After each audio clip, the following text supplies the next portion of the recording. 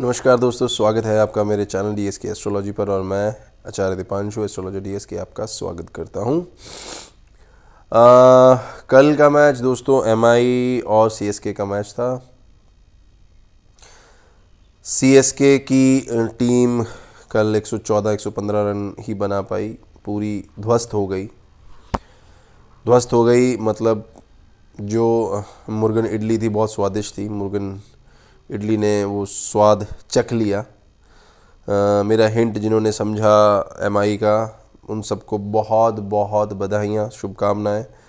और जिन्होंने CSK hint से समझा, उन लोगों को यही कह सकता हूँ कि हमेशा चीज़ों को ध्यान से समझो, हिंट देखो, वीडियो समझो।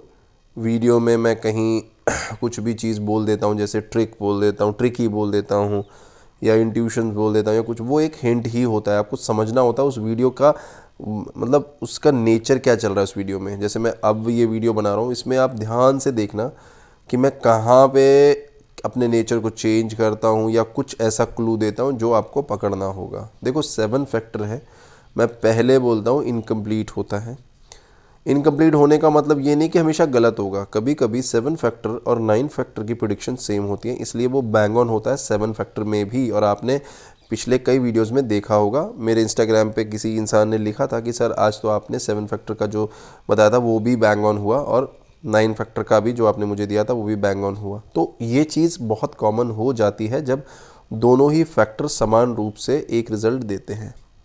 अब रिलाई करना सिर्फ 7 फैक्टर पर या सिर्फ हिंट पर, ये सही नहीं है दोस्तों। इसलिए मैं बोलता हूँ हिंट ज़रूर देखें। हिंट देखने के बाद ज़रूर आए, वीडियो को 1 नहीं 2 बार देखें, 3 बार देखें यार, देख के ही कोई निर्णय पे आए।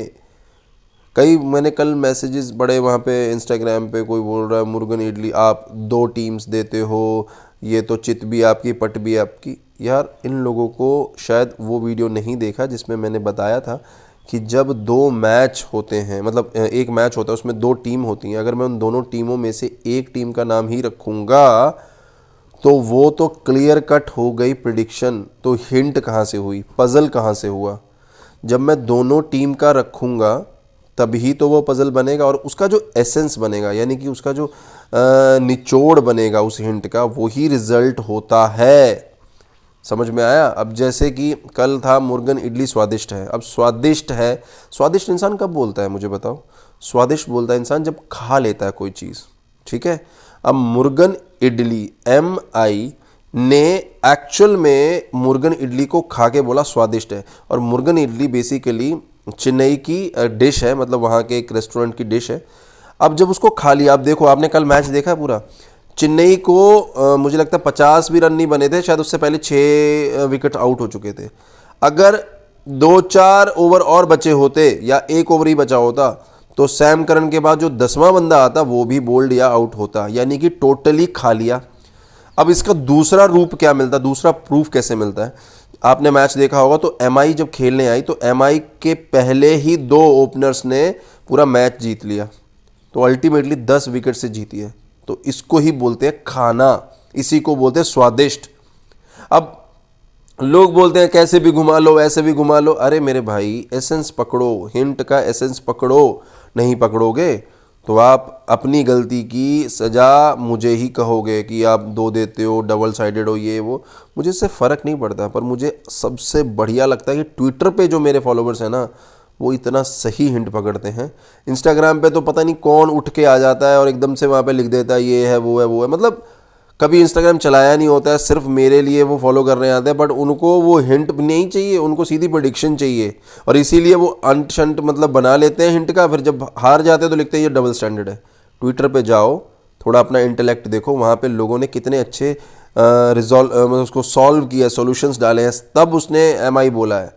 आपकी तरह नहीं कि वो M है, I है, ये है, वो है, CSK है, वो ऐसा फिजूल चीज़ें। दोस्तों हारोगे आप।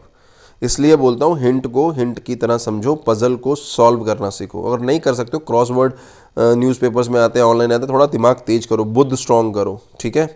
किसी एक इंसान ने लिखा था उसको जेमस्टोन भी चाहिए अपने लक फैक्टर को बढ़ाने के लिए। मेरे भाई अगर जेमस्टोन चाहिए लक फैक्टर को बढ़ाने के लिए, आप व्हाट्सएप 9463334040 पे अपना मैसेज करो, अपनी कुंडली दिखवा के अपना जेमस्टोन ले लो और फिर अपनी रेमेडी शुरू करो और नेक्स्ट आईपीएल में बैंग ऑन करो।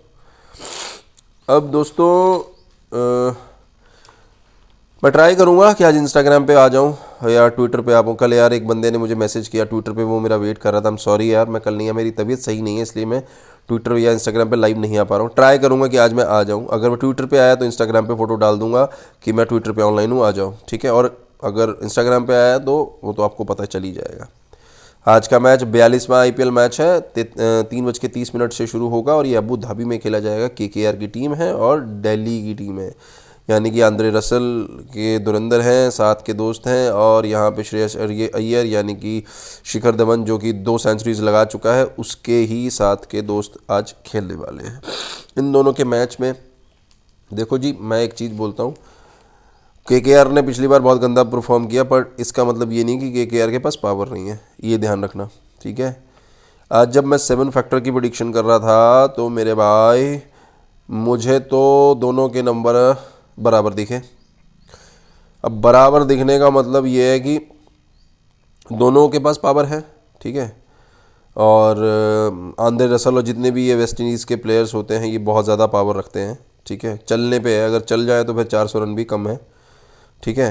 बट अगर आज बैटिंग की बात करूं तो मेरे ख्याल से आज डीसी पहले बल्लेबाजी करेगी, यानी कि आज धवन आने वाला है, आपको पहले दिखने वाला है धवन और पृथ्वी शॉ, ठीक है। और इन दोनों के, पृथ्वी शॉ और धवन के सितारे भी आज एवरेज से कुछ अबव हैं, बट अगर आज ध्यान से खेलते हैं तो इसमें संदेह नहीं होगा कि वो 50 से ऊपर या अपनी सेंचुरी के आसपास या सेंचुरी भी लगा सकते, दोनों में से एक या दोनों, ठीक है। बट ध्यान से खेलना होगा, इनको समझना होगा कि एवरेज है, पर एवरेज के बाद अगर देखो सितारा जब एवरेज होता है ना, उसमें अगर दिमाग से खेलता है ना बंदा, तो मैच में वो ताबड़तोड़ बल्लेबाजी करता है। तो ये ध्यान से इनको देखना पड़ेगा, मतलब बेढंगे शॉट नहीं लगाने होंगे, पीछे बाहर जा रही हुई बॉल को सोच रहे हैं कि कट मार के पीछे स्लिप पे चौका लगा दें या कुछ कर दें। इनको बहुत सिस्टमेटिक तरीके से खेलना, जैसे डिकॉक खेलता है, ऐसा कुछ, ठीक है।